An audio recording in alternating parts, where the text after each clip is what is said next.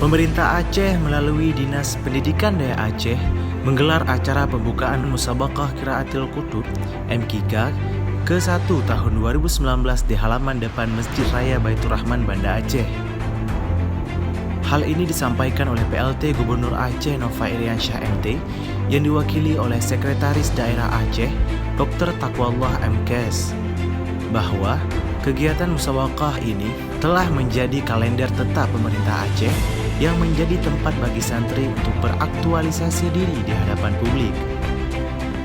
Pemerintah Aceh sangat mengapresiasi penyelenggaraan Musabaqah Qiraatil Qutub ini. Ajang ini dapat memotivasi santri mempelajari, mendalami, dan memahami kitab kuning dengan baik. Selain itu, mendorong santri untuk memiliki kemauan kuat dalam meningkatkan semangat penguasaan kandungan isi kitab kuning.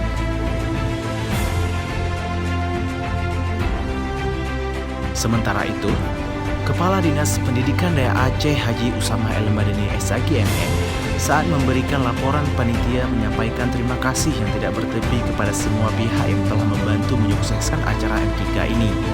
Mohon maaf bila ada berbagai lini yang tidak sempurna, ujarnya. Sekian, Hidayatullah Daya TV melaporkan.